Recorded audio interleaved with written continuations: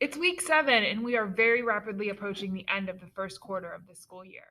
We're trucking along in our Constitution, and we're moving on to Article 2, the executive branch. This is one I'm slightly partial to. Maybe you've heard of President Abraham Lincoln and President Lyndon B. Johnson? May I introduce to you future Presidents Lincoln and Lyndon? Okay, sorry. Any excuse for me to show off my cute kids. They're cute, right? Anyway, Article 2, page 9, if you're following along. And really quickly, I realized that a lot of you don't really know your Roman numerals. And so when I write Article 1 and Article 2, and I'm not using the actual 1 or 2, you might be a little confused. So I wanted to show you this brief image of what the Roman numerals are. Fortunately, in the Constitution, we're only going up to 7. But for future reference, when you're counting to 3, they're kind of like tally marks, 1, 2, 3. 5 is represented with the letter V. And so then a 4 is a V with a 1 in front of it, like 5 minus 1 equals 4. And then 6 is 5 plus 1. 7 is 5 plus 2. 8, 5 plus 3. And then 10 is represented with X. And we're just going to stop right there because this isn't math class. I'm serious this time. Let's get to Article 2. All right, let's remember, under the Articles of Confederation, there was no executive branch.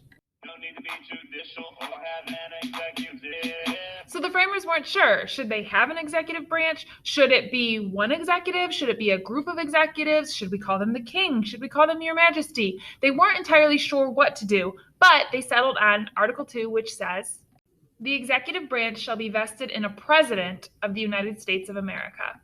It then goes on to say how long the president's term should last. He shall hold his office during the term of 4 years, and together with the vice president chosen for the same term, be elected as follows. And then we're going to get into something a little bit tricky and a little bit confusing to people of all ages. But this also was another area of debate. How long should a president's term be? And they did settle on 4 years. They felt that was enough time for the president to get things done and to learn the role, because admittedly, it's a pretty large role. They were fearful, though, if they set the term at 10 years, the president might become too powerful and the voters wouldn't have a chance to remove them or change them. And if it was too short, the president wouldn't have time to learn their role or to make a difference. Think about how much change can be done in 4 years. Think about where you were 4 years ago and where you are today. Now, for the first 160 years or so of our government's history, we had no term limit. And so what that means is that the president would be elected for a 4-year term, but then they could run as often as they wanted. President George Washington, after 2 terms, stopped running, and he set that precedent that lasted for quite a long time.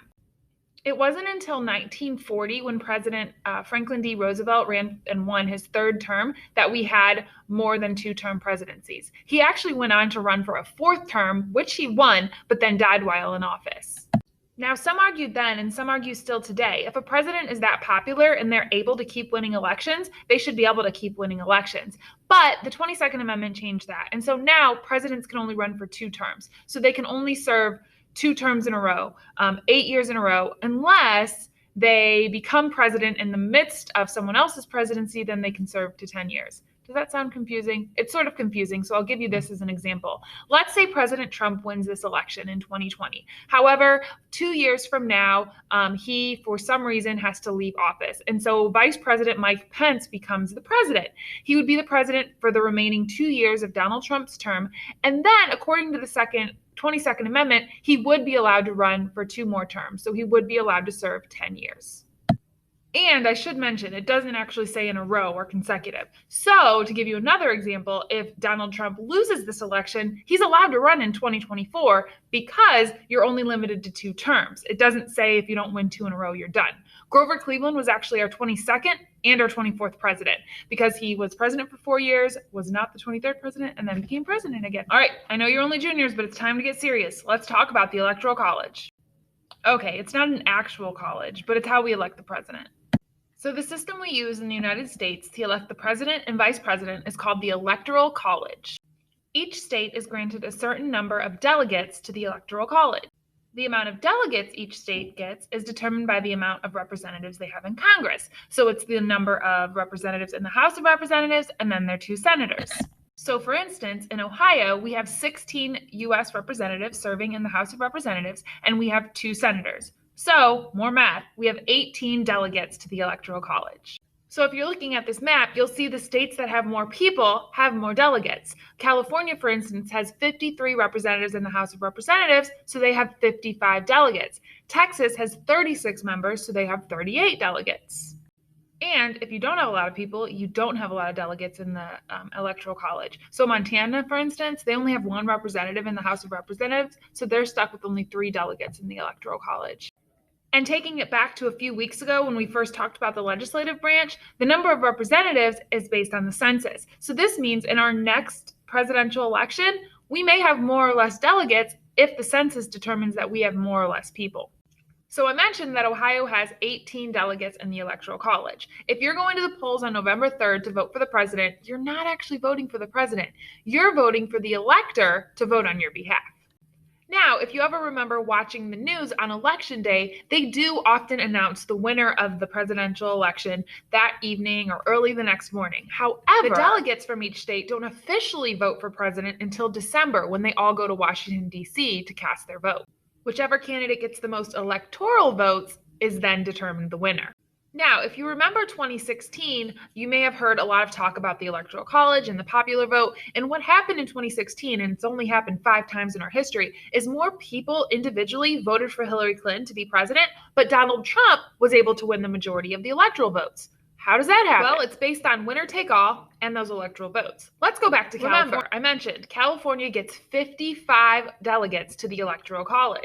In 2016, nearly 14 million people in California voted. Almost 9 million of those people voted for Hillary Clinton. However, close to 5 million people voted for Donald Trump.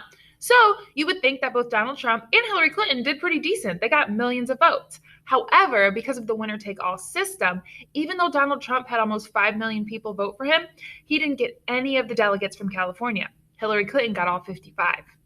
In Ohio, it was really close. Donald Trump received 2.8 million votes and Hillary Clinton about 2.4. However, because Donald Trump had more than Hillary and it's winner take all, Donald Trump got all 18 of our delegates and Hillary Clinton got 0. So when you do the math, 65 million plus people voted for Hillary Clinton in 2016, and Donald Trump received about 62 or 63 million people. However, because of the Electoral College, Donald Trump was the winner because he won more delegates to the Electoral College. This has actually only happened 5 times in our presidential election history, but it happened in 2016 and it also happened in 2000 with the Al Gore and George W. Bush election. Al Gore received more actual votes, more popular vote, but President George W. Bush won the electoral vote, therefore winning the presidency. And sorry, let me clarify. When I say popular vote, I mean the people vote. The number of people who voted. Make sense? Are you still with me? I have to tell you, it made my government teacher heart really happy in 2016 when I heard so many people start to talk about the Electoral College as if it were something new. It's not something new, but it is a difficult concept. And so I understand if even after me explaining it really quickly, you're a little confused. So this week's Ed Puzzle will go more into detail on the Electoral College, but I hope that cleared it up a little bit. Here's another brief explanation of the Electoral College, and this goes a little bit more into the debate over whether or not it's something that we should still use here in the United States. Americans do not vote directly for their president. I'm not talking about a government conspiracy. I'm talking about the Electoral College, a system that has been around since the birth of our nation. What is the Electoral College? The Electoral College is not a building or institution. It's just the name given to a designated group of people who cast each state's official votes for president. This group is made up of 538 people. Each state has a different number of electors based on their representatives in Congress. So, states like California and Texas have more votes than states like North and South Dakota. The only exception, the District of Columbia, which has 3 electors despite not having any voting members in Congress. How does it work?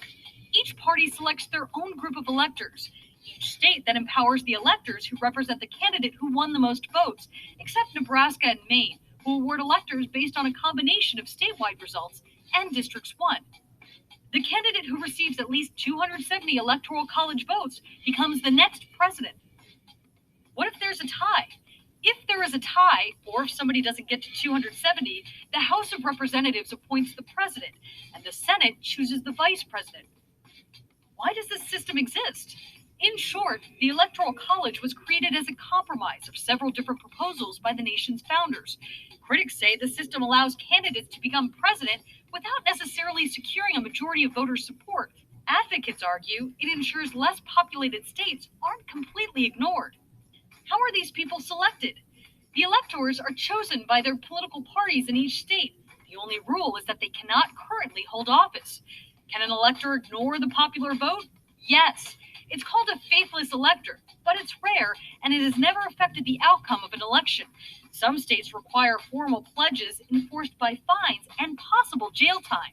But historically speaking, members rarely depart from the will of the people. Hopefully that helped too, but like I said, there will be another Edpuzzle this week covering the Electoral College. Let's move on in Article 2 and find out, what does it take to be president? Do I qualify? All right, let's talk about the qualifications for being president. We're on page 10 if you're still following along towards the bottom. No person except a natural-born citizen or a citizen of the United States at the time of the adoption of this Constitution shall be eligible to the office of president. Neither shall any person be eligible to that office who shall not have attained to the age of 35 years and been 14 years a resident within the United States. So according to that, there's only 3 qualifications: a natural-born citizen, which means you had to have been physically born in the United States, unless you have citizen parents and you were born out of the United States because of military or another reason. You have to be 35 years old, and you have to have lived here 14 years prior to running from office. So you could be born here and live in France, but as long as you've lived here for the 14 years up until running, you could run for office. That doesn't seem like very much, does it? There's no education requirements, no job requirements. You don't have to have served in the military. Basically, I could run for president. Don't worry, I won't. What would you do each week without my videos to watch? This section goes on to explain what would happen if a president were to be removed from office, who would take over, that's the vice president. And then it also talks about compensation. Right now, presidents receive $400,000 a year in salary, among other benefits. And then this last part of section 1 talks about the oath of office. And under the Constitution, when a president is being sworn in, they have to say the following. I, Donald John Trump, do solemnly swear. I, Donald John Trump, do solemnly swear that I will faithfully execute that I will faithfully execute the office of President of the United States the office of President of the United States and will, to the best of my ability, preserve, protect, and defend the Constitution of the United States. The Constitution of the United States. So help me God. So help me God. All right, let's go to section 2, page 11, and talk about the powers of the president. All right, the very first thing mentioned we actually talked about last week. Even though we learned that Congress has the sole power to declare war, it says, the president shall be commander-in-chief of the Army and Navy of the United States and of the militia of the several states. And so what that means is that the president is the executive in command. Now, he does have officers in charge that he can confer with that are going to be on the ground, or they're going to have a little bit more knowledge, but he is the commander-in-chief. He's the boss. It goes on to say that he may require the opinion in writing of the principal officer in each of the executive departments upon any subject relating to the duties of their respective offices. So we expect a lot of the president, and the president's in charge of quite a bit. Take a look at the executive offices that this is referring to.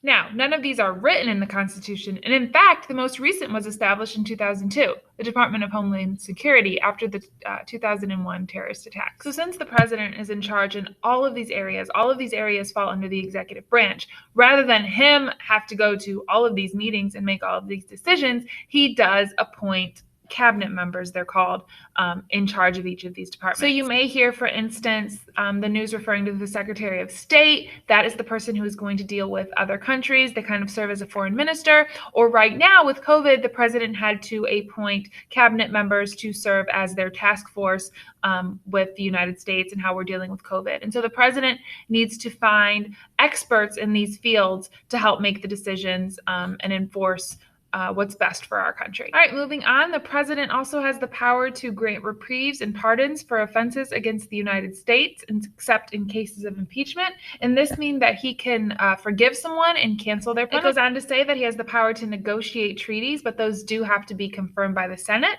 And then he also can nominate and appoint ambassadors and other public ministers and councils, judges of the Supreme Court, and all other officers that are not in the Constitution. So right now, if you've been following along in the news, the president has recently appointed a member to the U.S. Supreme Court who is now undergoing Senate trial, or Senate confirmation, but trial is probably a better word. Right now, Amy Coney Barrett is actually, it's almost like being interviewed by the Senate for this position. All right, Section 3 says, he shall from time to time give to the Congress information of the State of the Union and recommend to their consideration such measures as he shall judge necessary and expedient. And so once a year, usually at the end of January or early February, the president calls all members of both houses of Congress, the Supreme Court, and all of his cabinet, and the world, because it is televised, to talk about what the president wants to see happen over the next year. And then also it's a chance for the president to brag about what they've done in the prior year. The whole event can last 2 to 3 hours. The speech itself can last 2 to 3 hours. And come January or February, I usually, in this class, we will watch bits of this speech. All right, and the very last section of Article 2, we talked about last week, I think, 2 weeks ago, I'm losing track, but it talks about what the president has to do to be impeached. So the president, vice president, and all civil officers shall be removed from office on impeachment for and conviction of treason, bribery, or other crimes and misdemeanors. And that wraps up Article 2. All right, a few announcements or disclaimers or whatever you want to call them for the week, and then I will let you know about your assignments.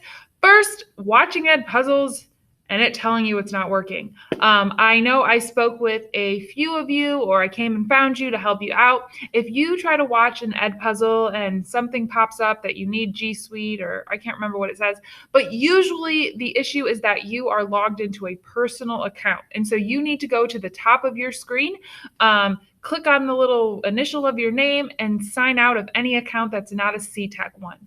Now, I've also found if you do that, but it's still not working, some of you are logged into a personal account on YouTube, so you need to sign out of that as well. Hopefully, everything I'm telling you won't be a problem anymore, because I'm going to start uploading these videos a little bit different. That way it doesn't affect you. But the third way that you can sometimes fix the problem is just by simply restarting your computer. I have found that Chromebooks need to be restarted every week or so to get some updates. So hopefully that helps you out and I don't have any of those issues.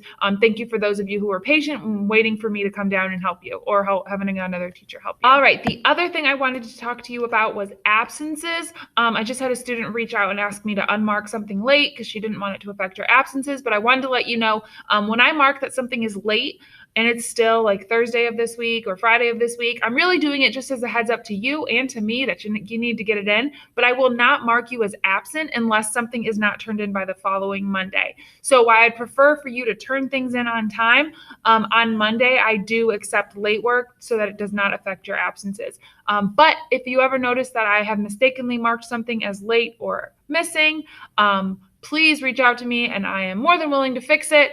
And I have done so for some of you. So I hope that clears up the absence thing. Again, I do accept late work. I prefer you not to do that, because then there is a chance that I won't get to it and it will show up as absence, or there's a chance when you log into your progress book, it's going to make your grade look lower than it should be.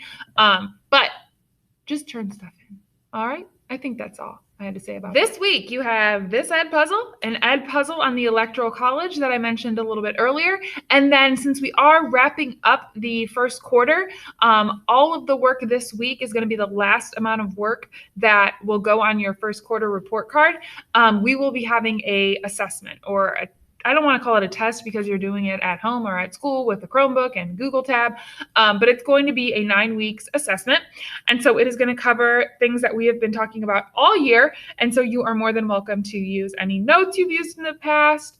You can look at your old Google form responses. You can look at your old Edpuzzles, but it is kind of a culmination of everything that we've covered. I will be posting a review game. It's optional. I'm not going to take credit for it, but I'll have a review game for you to help get you ready for it. And you're going to take this almost 25 question, I think, multiple choice Google form to see what you've learned this 9 weeks. And then that will go into your 9 weeks grade. Anything that we do after this point will go into the second 9 weeks. With that being said, the end of the 9 weeks is Friday, October 16th. So please make sure all of your late work is turned in before then. And by the end of next week, you will know what your first report card for American government at CTEC is. As always, please reach out if you have any questions or concerns. I still have a few of your names written down that I had meant to come and meet or answer questions or just kind of say hi to you. So if I have not done so yet, I am still trying to make my way around the building. Reach out if that's something you're still interested in me in doing, and make it a great week.